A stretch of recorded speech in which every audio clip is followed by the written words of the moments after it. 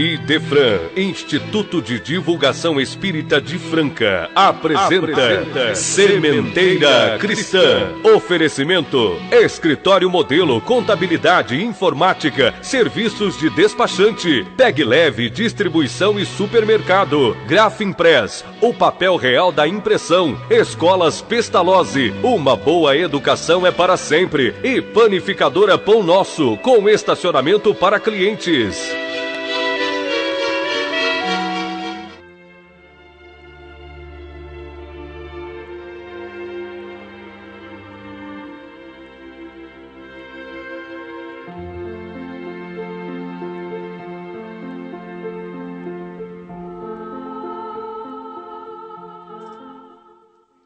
Divino Mestre Jesus, nós te suplicamos humildemente que a nossa palavra dita e ouvida possa traduzir as bênçãos da instrução sublime e transformadora do teu Evangelho, e que a tua luz e a tua paz presidam todas as tarefas enobrecedoras dos homens de boa vontade, estendendo-se caridosamente àqueles que ainda se demoram à margem da vereda iluminada pelo teu amor.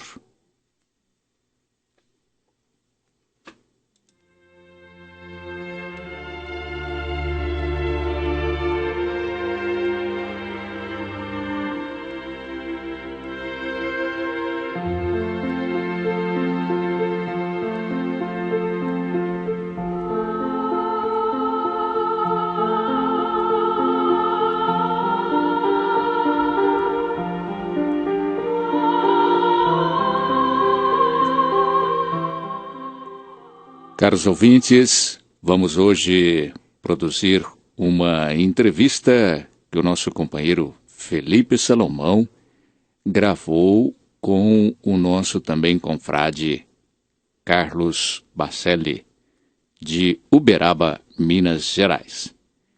Você que acaba de sintonizar, este é o programa Sementeira Cristã. Sementeira Cristã é um programa espírita produzido pelo Idefran, Instituto de Divulgação Espírita de Franca. A entrevista com Carlos Antônio Bacelli, de Uberaba, Minas Gerais, de quando esteve realizando um seminário em Franca. Vamos ouvi-la novamente pela importância dos assuntos que foram abordados. Estamos recebendo em Franca, para nossa alegria, a visita do médium, orador, expositor, Carlos Bacelli, que já há longos anos trabalha na doutrina espírita de Uberaba, tendo inclusive participado por longo tempo com o médium Chico Xavier das atividades, tanto da Comunhão Espírita Cristã, quanto do Grupo Espírita da Prece. Suas saudações iniciais. Felipe, a você e a toda a família espírita de Franca e região, a todos aqueles que estão nos ouvindo neste momento, o nosso abraço, o nosso carinho, as nossas vibrações de paz e de alegria. Bacelli, não poderíamos deixar passar a oportunidade de perguntar a você, o que é ser médium psicógrafo? Ser médium é uma oportunidade de servir, seja em qualquer campo da faculdade mediúnica, seja na condição de médium psicógrafo, psicofônico, médium de cura, enfim. A mediunidade é uma oportunidade de trabalho no intercâmbio com o mundo espiritual, para que nós mantenhamos acesa a chama da fé raciocinada. É muito importante que as pessoas raciocinem em termos de vida imortal. Porque, Felipe, o problema maior da humanidade, os espíritos são unânimes em dizer, em afirmar, que o problema maior é o imediatismo, é o materialismo. Do materialismo temos a violência, a guerra, a corrupção, a injustiça, enfim, as nossas misérias, as nossas mazelas são decorrentes do imediatismo. Então, ser médium, como nos fala o nosso caro Dr. Odilon Fernandes em suas obras, é trabalhar pela ideia da imortalidade na Terra. Porque com essa ideia da imortalidade incorporada à sua vida cotidiana, o homem muda a sua postura, o homem muda de conduta, ele pensa mais nas consequências de suas ações, de seus atos, porque ele passa a saber que haverá de colher aquilo que planta. Você aprendeu a mediunidade psicográfica com Chico? Felipe, não posso dizer que aprendi com Chico. Posso dizer que obtive dele muitas orientações. Infelizmente, não consegui assimilar todas elas. Mas Chico foi sempre um companheiro que nos incentivava no exercício da mediunidade, cooperou conosco, nos convidou para publicarmos livros em regime de parceria, prefaciou algumas de nossas obras. Então, o mínimo que nós podemos fazer na condição de médium é honrar a confiança que esse companheiro, em determinado momento, depositou em nós. E é o que nós temos procurado fazer. Embora de maneira imperfeita, é o que nós temos procurado fazer, servindo, acima de tudo, a causa da doutrina espírita, com a qual todos nós espíritas devemos nos sentir compromissados. Você tem um vínculo de amizade muito grande com Euríclides Formiga. E não se pode deixar de reconhecer que a poesia, pela sua mediunidade do Euríclides, é legítima. Como é o contato seu com ele? Olha, eu conheci o nosso caro Formiga, a ele e a Anabel, sua esposa, enfim, a sua família, os seus filhos, a Fafá, o Quito, o Miguel, o Vinícius, não é? Eu os conheci ainda na Comunhão Espírita Cristã. Quando jovem, eu já frequentava a Comunhão Espírita Cristã, a primeira casa de trabalho de Chico Xavier em Uberaba. Formiga psicografava, aparecia lá, psicografava a mesa e tecia comentários em torno das lições doutrinárias da noite. Foi o nosso primeiro contato. Mas eu jamais poderia imaginar que mais tarde ele viesse a criar uma certa afinidade conosco e viesse a escrever por nosso intermédio, porque, sinceramente, ô Felipe, em termos poéticos, pessoalmente nunca fui capaz de produzir nada, de produzir coisa alguma. Eu passei a me interessar por poesia depois que eu senti a aproximação do nosso caro Formiga. Aí então, até por aconselhamento do nosso Chico, eu comecei também a estudar poesia para facilitar o trabalho do espírito, porque nós entendemos essa questão da mediunidade um pouco equivocada. O médium, a pretexto de autenticidade, ele não tem que dificultar o trabalho do espírito. Ao contrário, ele precisa de facilitar o trabalho do espírito por seu intermédio. Facilitando o trabalho do espírito, a probabilidade de autenticidade é maior. Então, a conselho de nosso Chico, inclusive, eu comecei a estudar, fui estudar literatura, fui ler poesia, e se abriu para nós, assim, um campo que para mim, como médium, é muito gratificante, porque O Formiga se expressa com muita espontaneidade e consegue passar ideias muito claras através do que ele escreve. E foi com ele que você começou a sua psicografia? Não. O primeiro espírito que se manifestou por nosso intermédio foi o irmão José. O espírito de irmão José que, digamos assim, que nos endossou a atual existência no corpo de carne. Nosso pai espiritual, se assim podemos nos referir a irmão José.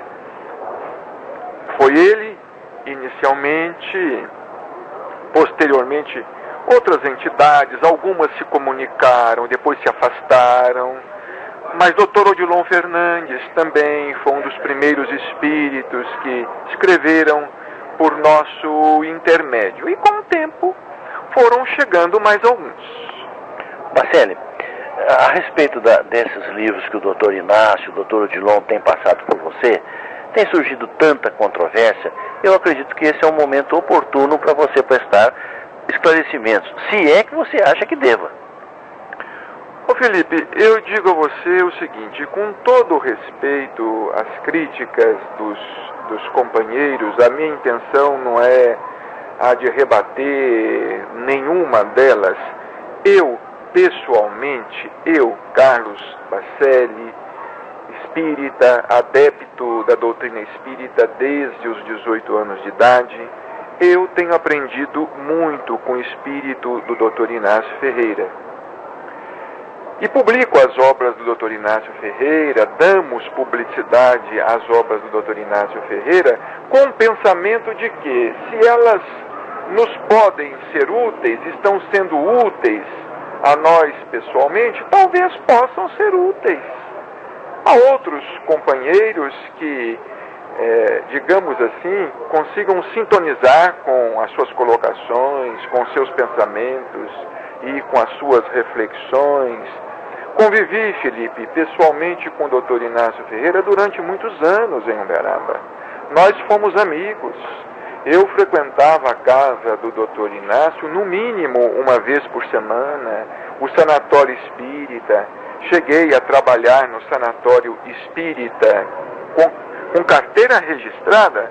Cheguei a trabalhar durante um ano no sanatório espírita, numa fase difícil, em que eu estava desempregado, já casado e com filhos. Dr. Inácio me arranjou um emprego. Então nós éramos amigos e nós tivemos sempre assim uma afinidade de ideias. Porque se o Dr. Inácio não se afinizasse com as nossas ideias e eu como médium não tivesse uma certa afinidade com as ideias dele agora, na condição de espírito liberto, porque em mediunidade existe isso, sabe, Felipe? O médium tem que ter afinidade com as ideias do espírito e vice-versa, senão não funciona. Então eu comungo com as ideias que o Dr. Inácio transmite do mundo espiritual. E eu não sei se seria interessante, não sei qual que é o nosso tempo aqui, mas resumindo, Felipe, eu me lembro que uma vez, quando eu estava organizando com o Chico um dos nossos primeiros livros de mensagem, um dos livros que nós publicamos em parceria, eu disse a ele: Chico, nós estamos organizando um livro de mensagens, mas eu gostaria muito de receber alguma coisa sobre a vida no mundo espiritual. Ele parou por momentos, me olhou assim, de uma maneira diferente, como se me fitasse mesmo, me olhasse dentro dos olhos, e falou assim, na época ele falou comigo: Bacelli, meu filho, mais tarde, quem sabe o próprio Dr. Inácio. Interessante, Felipe, que aquilo se apagou da minha memória. Eu não dei muito crédito àquilo. Eu não levei aquilo adiante porque eu pensava em receber Bezerra de Menezes, eu pensava em receber Emmanuel, eu pensava receber um desses mentores consagrados, não é? Digamos assim, não tanto polêmicos dentro dos arraiais doutrinários, não é? Não me passava pela cabeça que Dr. Inácio Ferreira fosse desenvolver um trabalho que, digo a você, Felipe, de todo o coração, apesar de um ou outro, se não de um ou outro companheiro, de um modo geral, tem tido uma aceitação que me impressiona muito, sinceramente. Tem tido porque eu recebo muitas cartas, muitas manifestações favoráveis, pessoas que nos telefonam, que nos mandam, nos passam e-mails, viajo pelo Brasil e eu fico impressionado como há uma empatia, como se criou uma empatia. Agora, percebo também que alguma resistência às obras de Dr. Inácio Ferreira tem partido mais daqueles que se consideram intelectuais dentro do movimento espírita. Bom, Marcelo, você abordou um aspecto aí que é muito importante nós aproveitarmos essa oportunidade. Eu podíamos dizer a você que essa é a pergunta que não quer calar. É a verdade. Como você argumenta que Chico Xavier e Allan Kardec, ideia defendida pelos seus mentores e que provocam uma reação tremenda no movimento espírita? Olha, eu tenho argumentos pessoais de convencimento próprio tão fortes e tão racionais que eu não tenho nenhuma dúvida. Mas aqui, para resumir, vamos recorrer ao Evangelho. A árvore é conhecida pelo fruto. Vamos analisar a obra de Allan Kardec e vamos analisar a obra mediúnica de Chico Xavier. Uma é o desdobramento natural da outra. Kardec está dentro da obra de Chico Xavier e a obra de Chico Xavier está dentro da obra de Allan Kardec. Vejamos, não há nenhuma interrupção. Chico Xavier, através de André Luiz, ele desenvolve a revelação dos espíritos sobre a vida no mundo espiritual. Felipe, Chico Xavier publicou o livro Justiça Divina, de Emmanuel, que é um desdobramento do O Céu e o Inferno, o Céu e o Inferno. Chico Xavier publicou o livro Religião dos Espíritos, que é um desdobramento de o livro dos Espíritos. Chico Xavier publicou Evolução em Dois Mundos, que é um desdobramento da Gênese. Então, nós temos aí, e sem falar da obra evangélica de Emmanuel, deixarmos de falar sobre Fonte Viva, Pão Nosso, Vinha de Luz, Caminho, Verdade e Vida, Palavras de Vida Eterna, que desenvolvem as orientações evangélicas que estão lá em O Evangelho segundo o Espiritismo. Emmanuel, nós temos lá a Seara dos Médiuns. Então, se nós pegarmos a obra de Kardec e pegarmos a obra de Chico Xavier, é uma continuação natural. Agora, como é que nós vamos ficar quando o Espírito de Verdade havia dito a Allan Kardec que ele viria para dar sequência à obra? É só questão de pensar um pouco. É só questão da gente meditar um pouco mais. Muita gente fala assim, mas as personalidades são diferentes. A personalidade de Chico Xavier é diferente da personalidade de Allan Kardec. O próprio Chico Xavier nos dizia que nós não conhecíamos Allan Kardec. Nós conhecemos Allan Kardec pela fotografia, pela clássica dele, aquele homem aparentemente austero. Mas era um homem que contava anedotas, como o Chico contava. Era um homem que recebia pessoas para almoçar e jantar na casa dele, como o Chico recebia pessoas para almoçar e jantar na casa dele. Os hábitos de Kardec eram os hábitos de Chico Xavier. As reuniões mediúnicas na Sociedade de Paris eram às quartas-feiras. As reuniões mediúnicas em Pedro Leopoldo, no Centro Espírita de Gonzaga, às quartas-feiras. As reuniões públicas eram às sextas, na Sociedade de Paris. As reuniões públicas, lá no Centro Espírita de Gonzaga, às sextas-feiras. Então nós temos aí tantas coisas, Felipe, que, sinceramente, eu fico admirado daqueles que ainda não conseguiram enxergar. Embora, repetindo, respeito as opiniões contrárias. Tenho profundo respeito por aqueles que argumentam de uma forma diferente. E como você viu a publicação da Folha Espírita da entrevista com o querido, o maravilhoso escritor Martins Peralva? Autêntica, porque Martins Peralva e Dona Neném Aluoto, que durante muitos anos foi presidente da União Espírita Mineira, olha, são dois dos nomes mais expressivos da história do espiritismo no Brasil em todos os tempos. Nós não podemos questionar um homem como o Martins Peralva, porque é o fim do mundo.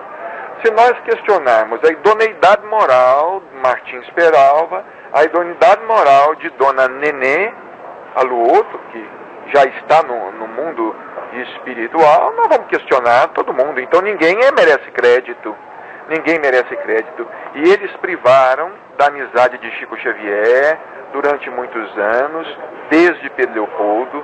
Estavam com Chico sempre em Uberaba. Eu os via em Uberaba, conversava com ambos em Uberaba. Chico os recebia em sua casa. E essa crença deles de que Chico era a reencarnação de Allan Kardec é muito antiga. Isso é desde Pedro Leopoldo.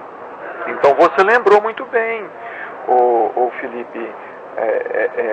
Há pouco tempo nós nos encontramos com o Richard Simonetti lá em Poços de Caldas num congresso. O Richard foi muito sincero quando disse assim: Bacelli, eu ainda não defini. Eu ainda não possuo elementos, eu ainda estou em cima do muro a respeito. Mas eu digo a você o seguinte, que é sintomático que todo mundo quase que tenha convivido com Chico tenha essa opinião. E mais do que isso, Marcelo, um argumento que você apresenta nos seus comentários que eu acho que é irrefutável. Por que o Chico não recebeu Kardec? Não, é verdade. E porque sempre fugia do assunto, né? Agora o pessoal fala assim, ele nunca confirmou, ele nunca disse que era Kardec. Olha, não, ele falava que era um cisco. Se ele falasse, não, eu sou Kardec, eu não acreditaria. Eu acredito e tenho essa convicção mais fortalecida em mim a cada vez que ele negava que era. Porque se ele tivesse dito uma única vez, não, eu sou a reencarnação do codificador. E outra coisa, Felipe, sempre que ele se referia a Allan Kardec, ele se referia, evidentemente, com muito respeito. Mas ele se referia com muita familiaridade, com muita intimidade. Com intimidade que nenhum de nós nos referimos ao próprio Chico Xavier, com quem tivemos oportunidade de conviver. Ele falava de Kardec como se estivesse falando dele mesmo. E às vezes, alguma opinião, digamos assim, num tom mais pessoal que ele tinha sobre Kardec, é como se ele estivesse se referindo ou querendo corrigir a si mesmo. Marcelo, você deve saber de muita coisa que nós não sabemos, por ter convivido com ele, logicamente. Mas aqui eu vou dar uma de repórter. Eu não quero que você fale, eu só quero saber se você tem uma carta na manga, uma prova que ele falou só a você e que está guardada para um momento oportuno, que você por enquanto não possa revelar. Só me diz sim ou não. Você diz a respeito da questão de ter sido... Não. De forma nenhuma. Eu percebia, Felipe, apenas em nossos encontros, em nossas reuniões na casa dele, não é? Porque nós não tratávamos desse assunto no grupo espírita da prece. Mas na casa dele, quando nós... Você chegou a perguntar isso a ele? Por respeito a ele, não, porque eu sabia que ele não gostava. Porque eu sabia que eu não gostava. E eu não queria obrigá-lo a mentir. Porque ele não iria confirmar. Ele não iria de forma nenhuma confirmar. Mas eu digo o seguinte, ô Felipe, Chico às vezes se referindo a Kardec, ele falava assim, se Kardec hoje fosse escrever a respeito de determinado assunto, ele escreveria diferente, ele não usaria este termo, ele substituiria esta palavra, ele faria isto, ele faria aquilo. Ora, não é verdade? Não é verdade? Então vejamos bem, essa intimidade com que ele repreendia Kardec, repreendendo a si mesmo, no bom sentido. Com autoridade. Com autoridade. Não é? Até foi este assunto que uma vez trouxe aquela polêmica danada, porque ele conversou com o pessoal da Federação Espírita do Estado de São Paulo, Paulo Alves de Godoy, e aí o Paulo extrapolou e fez uma tradução do Evangelho, que o Herculano ficou uma fera, com aquela... Dono da verdade também. Dono da... Nós todos, né? Eu acho que todo espírita se julga um pouco dono da verdade, né? Doutor Armando Assis, presidente da Federação Espírita Brasileira, dizia assim, tome cuidado, a pior coisa é quando você quer se transformar em defensor da doutrina. É verdade. A gente fica muito intransigente. Aí o personalismo aflora, a nossa vaidade, a questão da infabilidade papal, não é?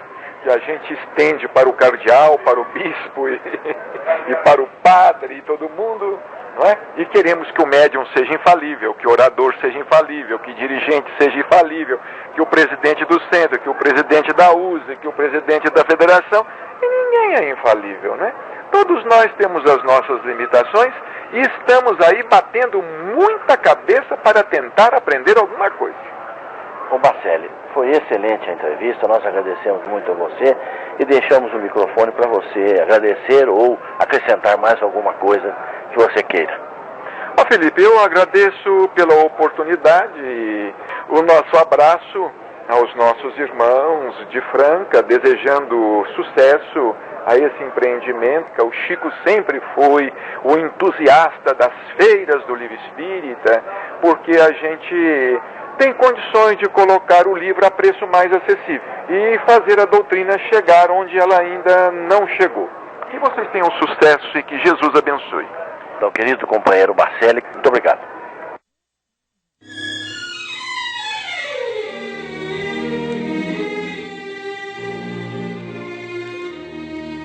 Estamos apresentando Sementeira Cristã. Oferecimento: Escritório Modelo Contabilidade, Informática, Serviços de Despachante, Escritório Modelo Centro e Estação, Pegue Leve Distribuição e Supermercados, Cesta Básica, Produtos de Limpeza, Descartáveis, Sucos em Pó e Líquidos, melhores preços para sua empresa. Distribuição Rua Carlos de Vilhena 4270, Vila Imperador. Televendas 16 3707 2870. Loja Nossa Senhora das Graças, Avenida Antônio Rodrigues Neto, número 1105. Fone 16 3724 2888. Loja Estação, Rua Voluntário Mário Mazzini, 1902. Fone 16 3723 2888. Escolas Pestalozzi, Educação Infantil, Ensino Fundamental, Ensino Médio. Agende uma visita. Fone 3711-0100. Pestalozzi educa, humaniza e faz crescer. Escolas Pestalozzi, uma boa educação é para sempre. Acesse www.pestalozzi.com.br. Grafimpress, o verdadeiro papel da impressão. Rua José Bonifácio 361, Vila Nicásio, 3722-0410 e 3722-0418. Panificadora Pão Nosso, Rua Padre Anchieta 2163 Centro, 3722-2933, com estacionamento para clientes. Idefran, Instituto de Divulgação Espírita de Franca, Major Claudiano 2181 Centro, www.idefran.com.br.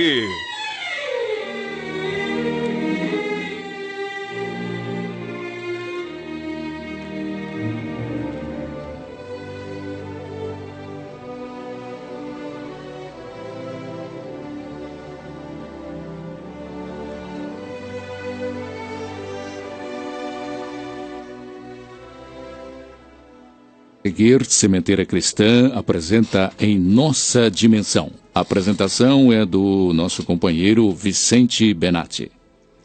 Senhores ouvintes, bom dia.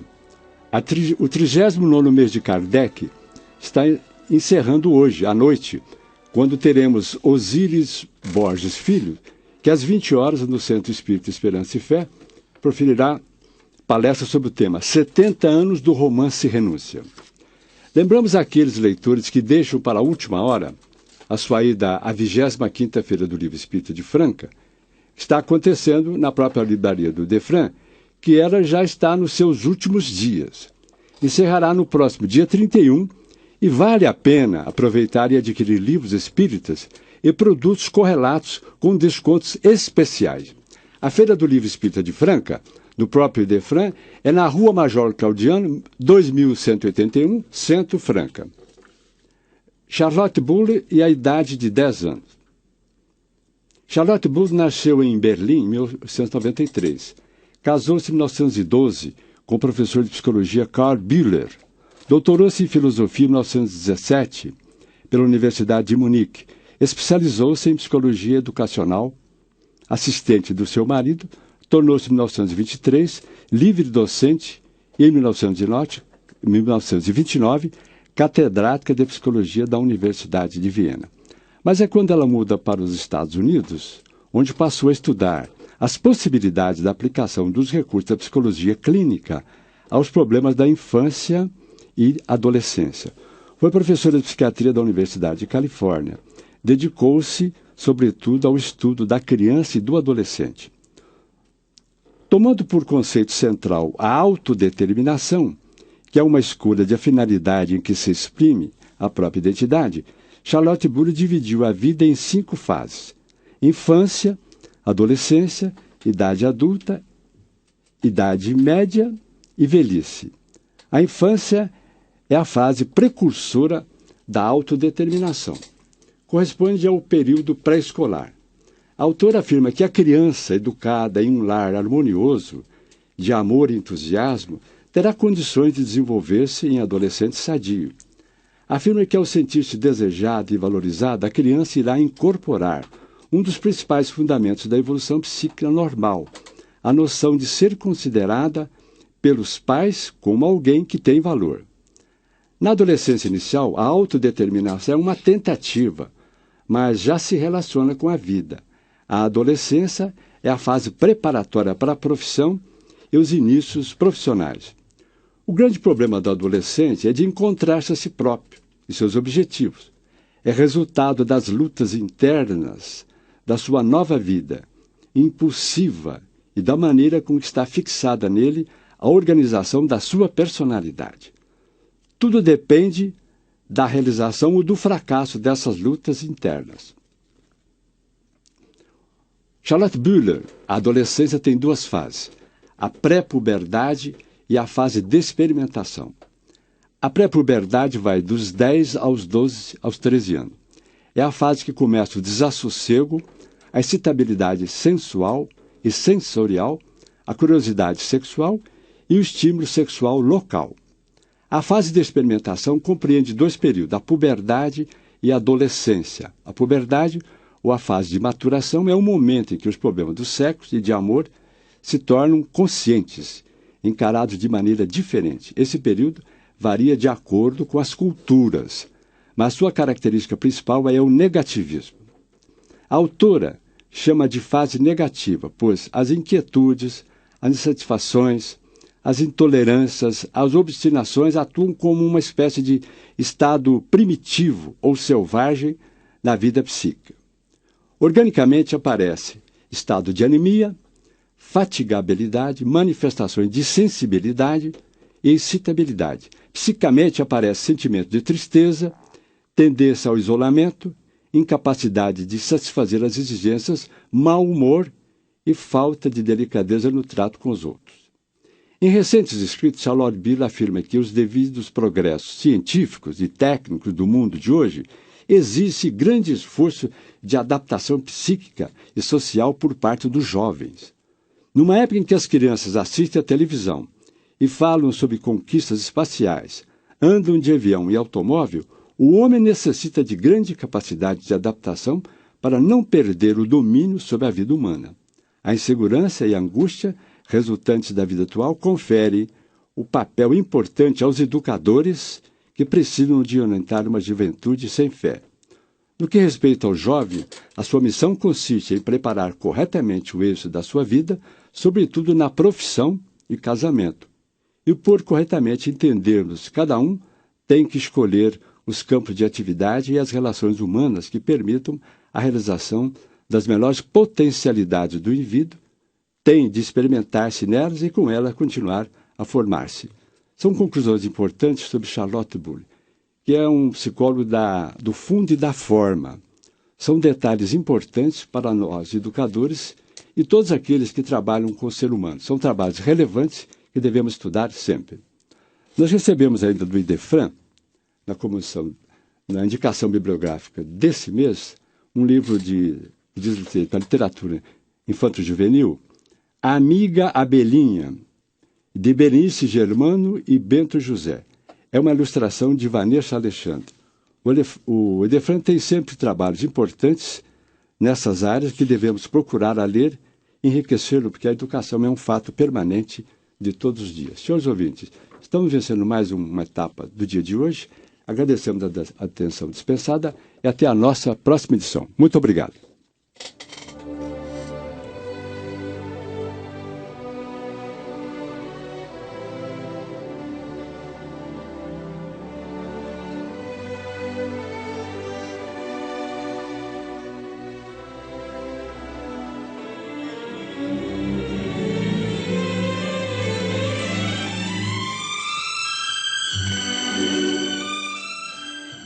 O programa Sementeira Cristã apresenta a seguir Claramente Vivos.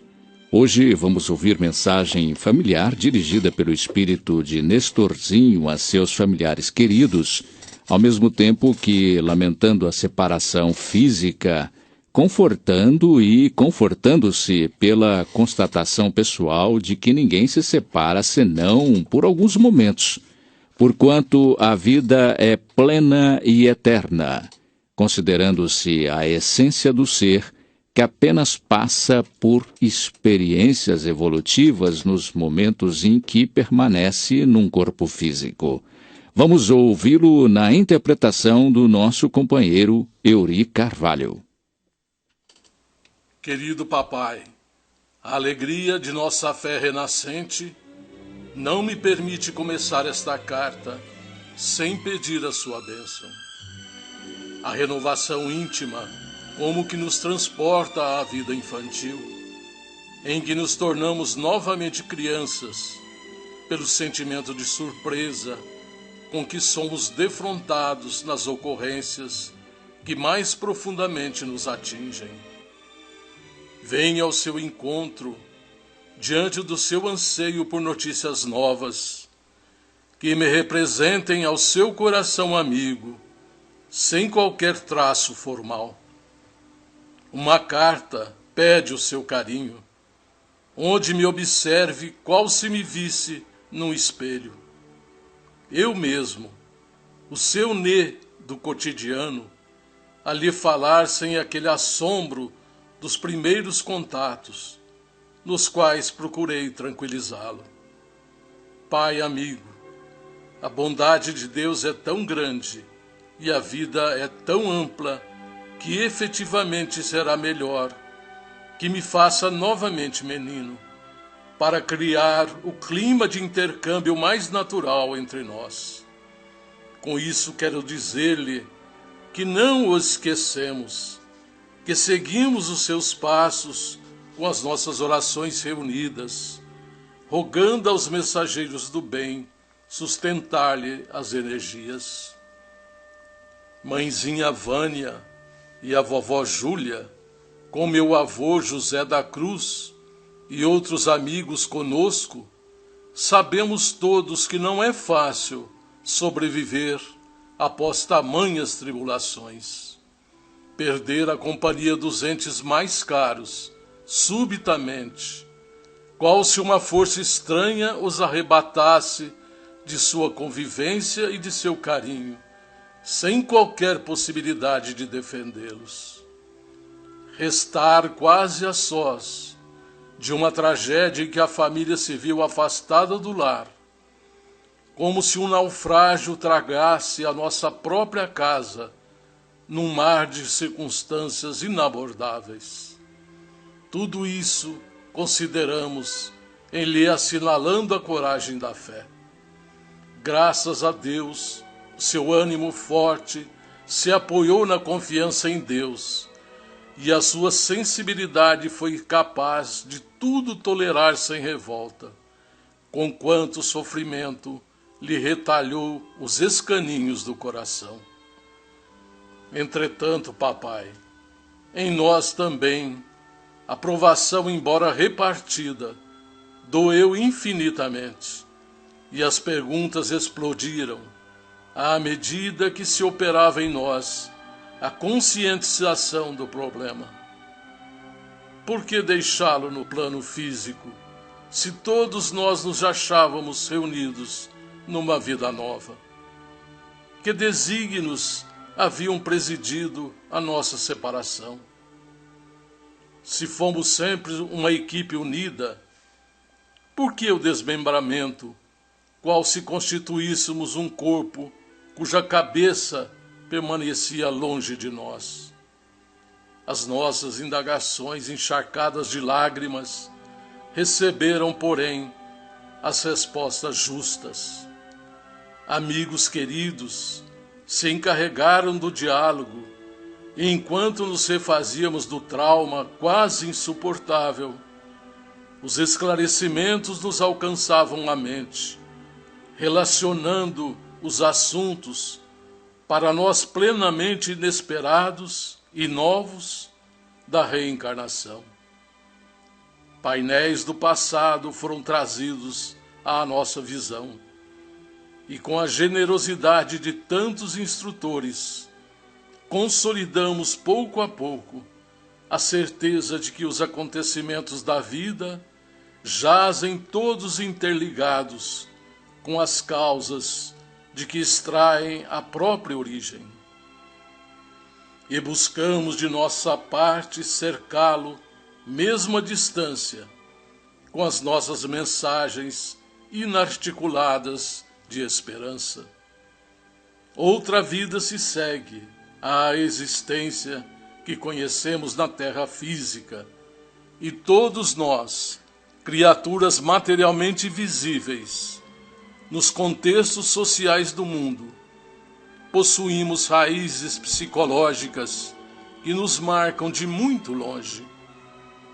Pai querido, seria tão difícil para o seu filho a imersão das realidades da retaguarda, a fim de explicar as agonias de presente. Seria tão amarga semelhante exumação de fatos e relatos, que será mais justo referirmos-nos às leis de Deus que nos regem, sem qualquer propósito de anatomizar as situações. Por agora, contentemo-nos com o reencontro na periferia das experiências, em que nos vimos cortados espiritualmente de um instante para o outro, e rendamos graças a Jesus por haver descoberto um caminho de reajuste, em que os nossos corações se exprimem mutuamente, regozijando-nos com a reincorporação da fé viva em nosso caminho íntimo.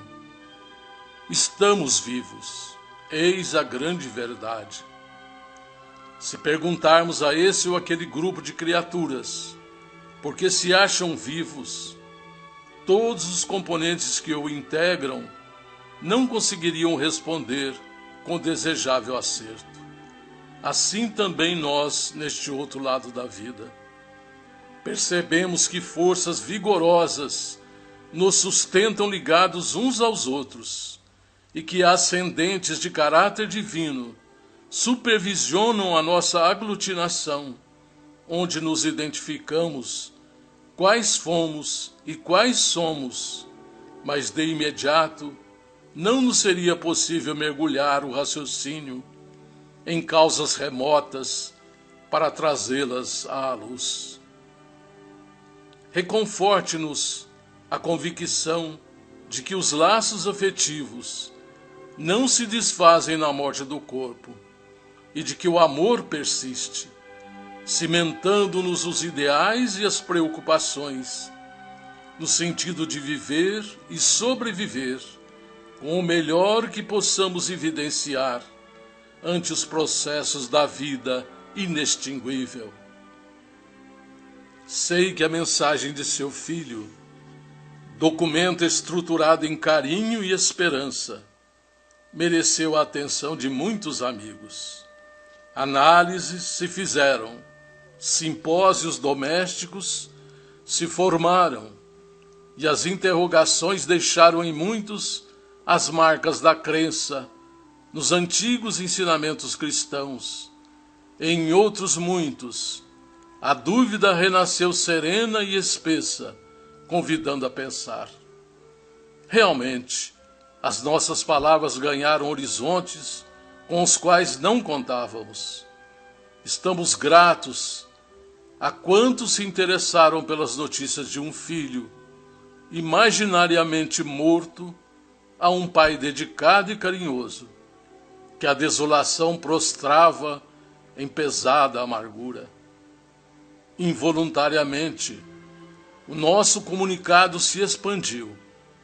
No entanto, amigos nossos da vida maior nos fazem sentir que não houve qualquer intenção propagandística de nossa parte e que as ideias suscitadas em nosso correio familiar despertaram aspirações renovadoras e inquisições construtivas em muita gente.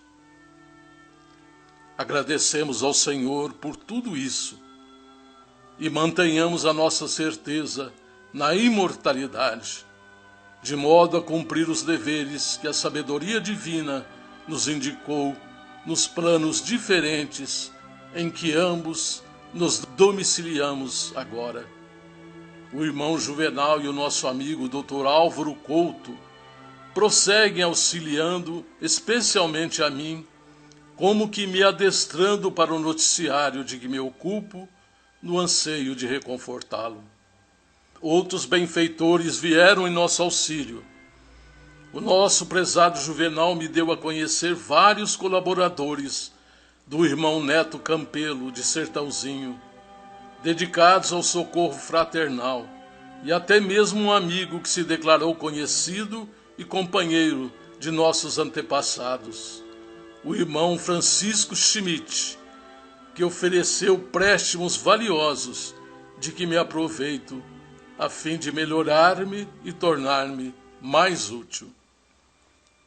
Por isso mesmo, querido papai, ao trazer-lhe os sentimentos de amor e confiança da mãezinha, da vovó e dos irmãos, recordo companheiros inesquecíveis, aos quais lhe peço transmita as minhas lembranças.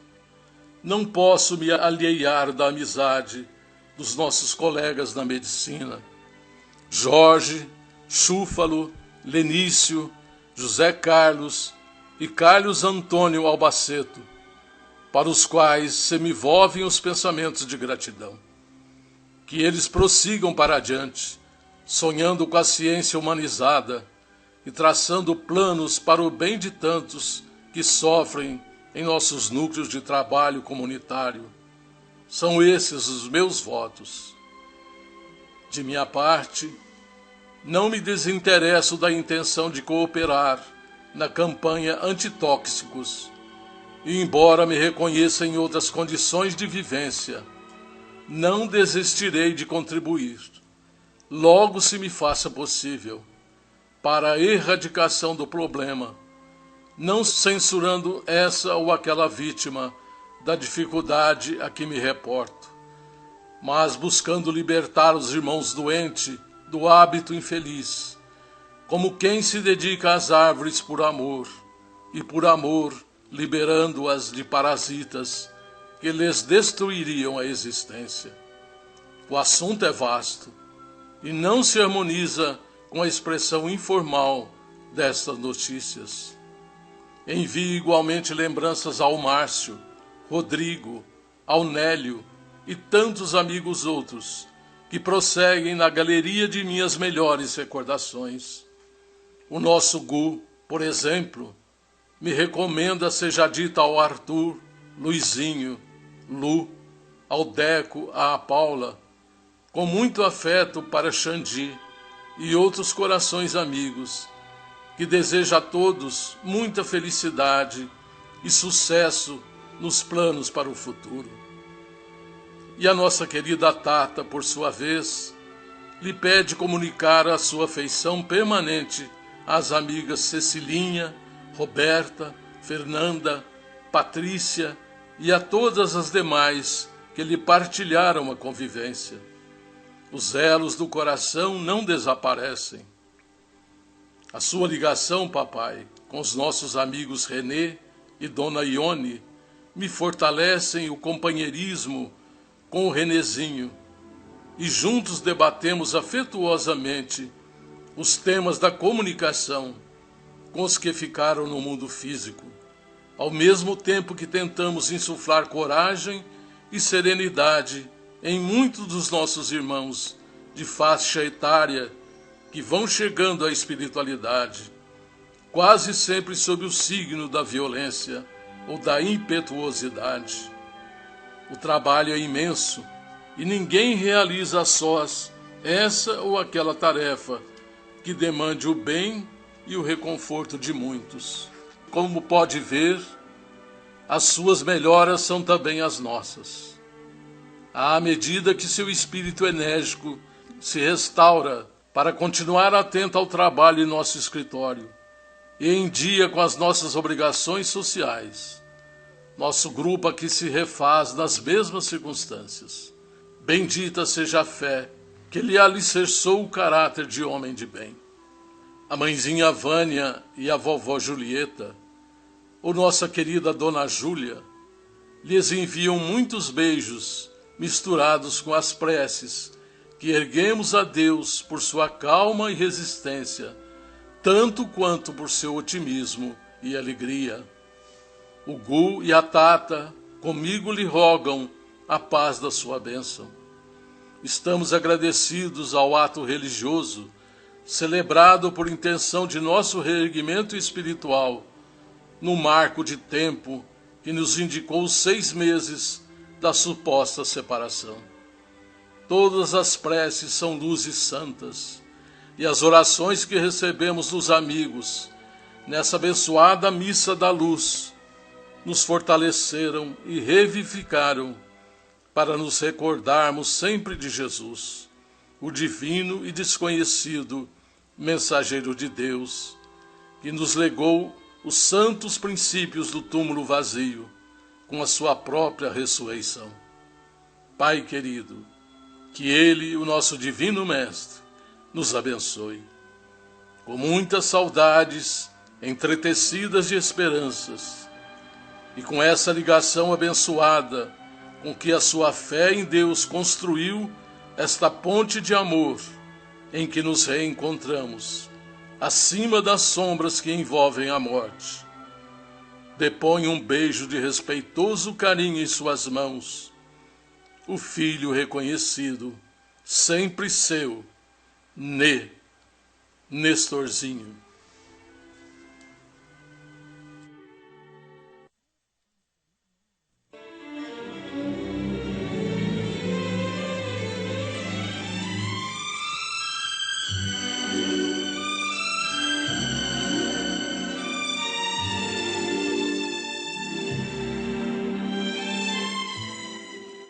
Mais uma vez recordamos aos nossos ouvintes que a 25ª Feira do Livro Espírita de Franca está acontecendo na própria livraria do Idefran e que ela já está nos seus últimos dias. Encerrará no próximo dia 31. Vale a pena aproveitar e adquirir livros espíritas e produtos correlatos com descontos especiais. A Feira do Livro Espírita de Franca, no próprio Idefran, É na Rua Major Claudiano, 2181, Centro Franca.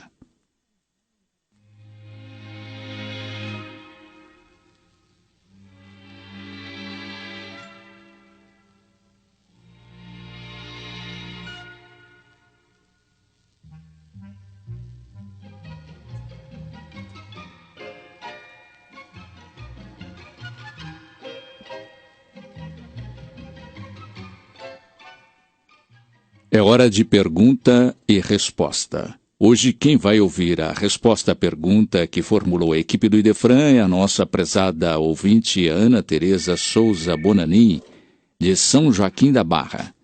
E quem vai te responder, minha cara Ana Teresa, é o nosso companheiro Felipe Salomão.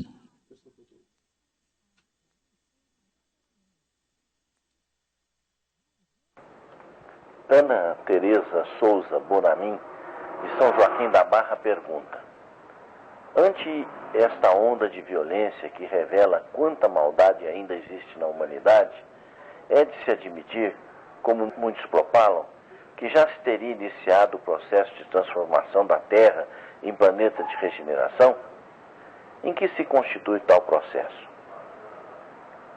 Para respondermos a nosso ouvinte, temos de nos valer das palavras de nosso Senhor Jesus Cristo, quando no seu Evangelho anunciou: quando ouvirdes falar de guerra, de rumores de guerra, de aflição de espírito, eis que estarão chegados os tempos, o início do fim dos tempos. Portanto, não temos dúvida em afirmar que estamos passando por um momento de transição, momento que poderíamos dizer de seleção de valores, momento no qual muitos serão testados, levados a passarem por provas, a fim de demonstrarem o grau de amadurecimento espiritual em que se encontram para galgarem a uma posição mais avançada na escala evolutiva proposta por Deus a nós, os encarnados na Terra.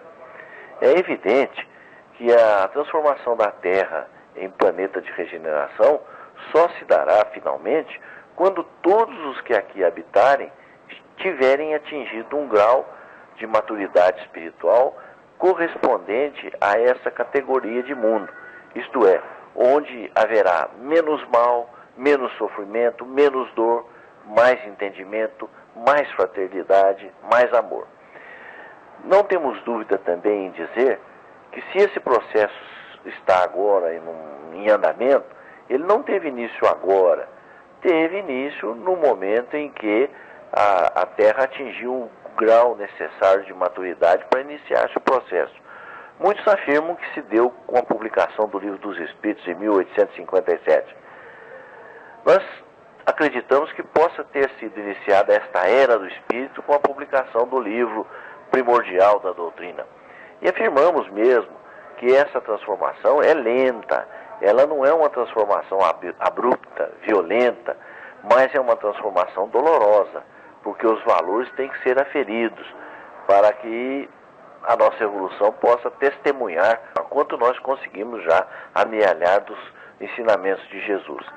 Esse processo de transformação, então, é um processo lento e que demandará esforço de nossa parte em todos os sentidos, sobretudo na mudança para a fraternidade, para o amor incondicional aos nossos semelhantes, que é o apanágio, que é a bandeira do mundo de regeneração. Agora, é preciso compreender também que, embora esse processo seja doloroso, nunca deixaremos de contar com o apoio, a proteção, o amparo das entidades superiores, pois o nosso Mestre Jesus, que é o governador do planeta, também afirmou: estarei convosco até o final dos tempos, quer dizer, até o final da evolução desta humanidade que lhe foi confiada por Deus.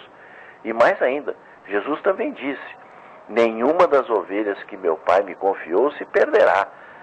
Essa frase de Jesus, além de ser altamente consoladora, é altamente reveladora, porque mostra que nenhuma se perderá, pelo amparo dele, pelo incentivo dele, pelo trabalho dele. Quer dizer, não há céu para ninguém e não há inferno para ninguém.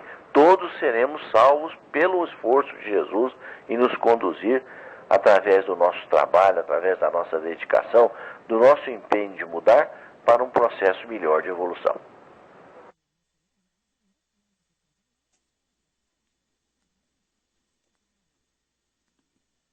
Perguntas para esta sessão devem ser endereçadas ao Idefran, Rua Major Claudiano, 2185, Centro, CEP 14400-690, Franca, São Paulo.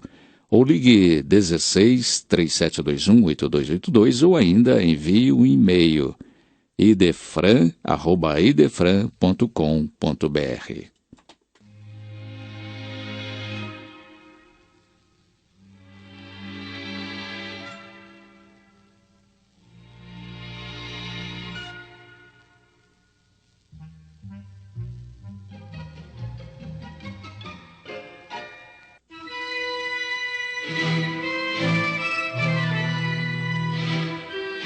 Idefran, Instituto de Divulgação Espírita de Franca, com o apoio de Escritório Modelo, Contabilidade, Informática, Serviços de Despachante, Peg Leve, Distribuição e Supermercado, Grafimpress, o papel real da impressão, Escolas Pestalozzi, uma boa educação é para sempre, e Panificadora Pão Nosso, com estacionamento para clientes. Apresentou Sementeira Cristã.